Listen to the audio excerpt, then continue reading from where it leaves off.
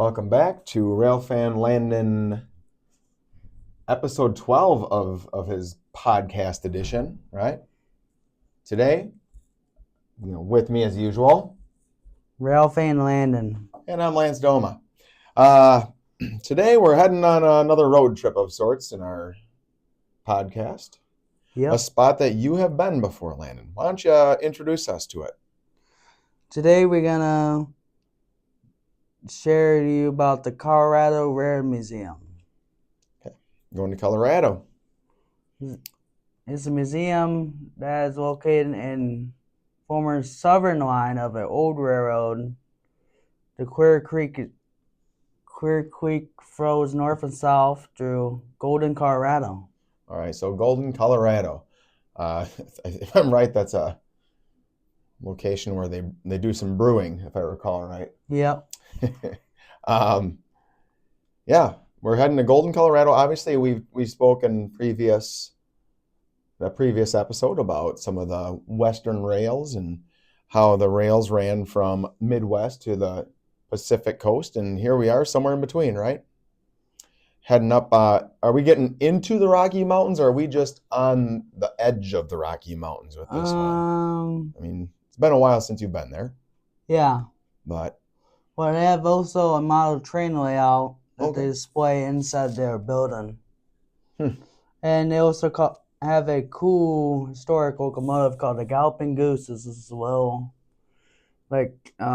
passenger locomotive, quote unquote passenger locomotive that's just kind of all made out of wood, restored. A wooden locomotive. Except the wheels are still metal, but everything else, like the frame and everything, is out of wood. I wonder why that went to the wayside. Could it have anything? And wait a minute, here's a question. How is that locomotive powered? It's powered by gas. Okay. Gas, I'm pretty sure. So gas and wood and burning sounds like a good plan, yeah. Really. What could go wrong, right? And also, museum was established in 1959 to preserve Colorado's flamboyant railroad era, particularly state pioneer narrow gauge and mountain railroads. I wonder what about the Colorado Rail is flamboyant, because that's an interesting term for it. I'm guessing it's rather picturesque in general, though. Yes. Yep. Right. And in 1880s was when the depot was built in Golden, Colorado. Okay.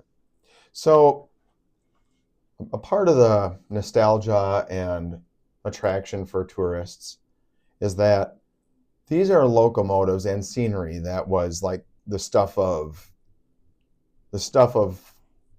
imagination, and the thing of, like, if you picture a postcard or if you picture an old movie set, right, with a train chugging along, like, this is it, right? So they kind of that's kind of their forte, if I'm guessing right. The famous photographers have captured, some just absolutely, jaw-dropping, awe-inspiring photographs in the backdrop of the Rocky Mountains and in the Golden, Colorado area, right? Yep. Makes sense. So what else would I want to see there other than some of the model railroad things? What else could we expect? Well, they have a Denver and Rio Grande Western Railroad steam locomotive that's still coal burning. They run it due to fire weather and stuff in summer. They only run it in the winter. Because parts of it.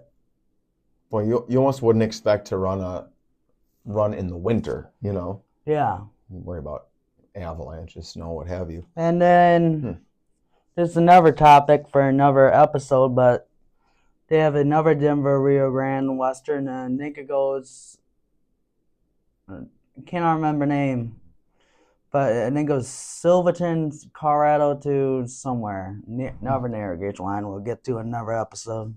Okay, awesome.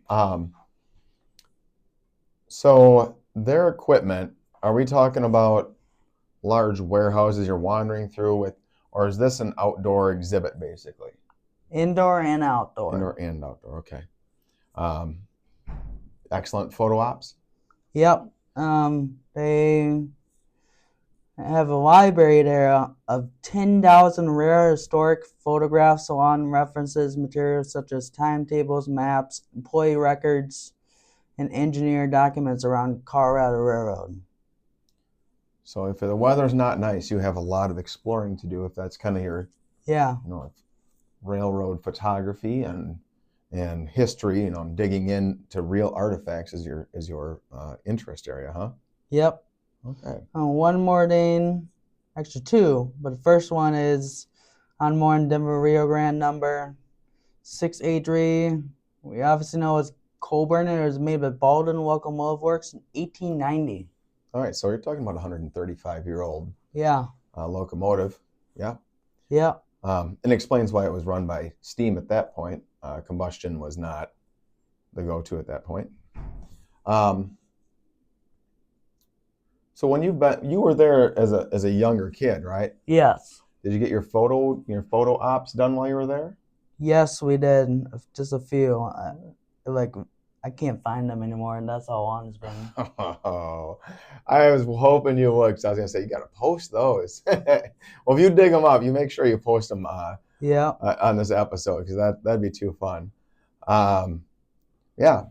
I don't know much of the Western Railroad, so that's an interesting introduction to it today.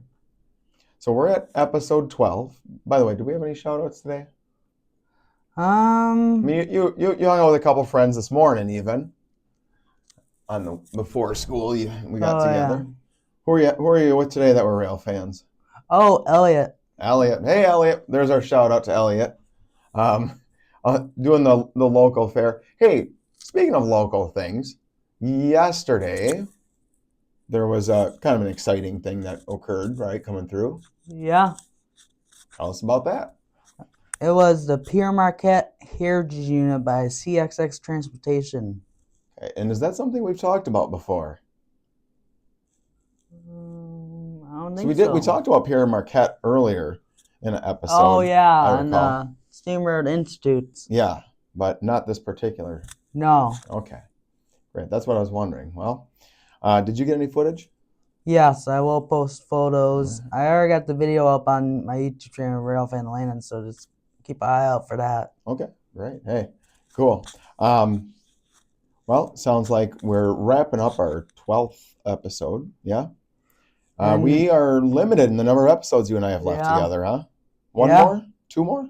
One more. Episode 13 will be about Traversy Wheels on Rails. All right. Will be the next one. For those who don't know, Landon's moving on to bigger, better things than me. Yeah.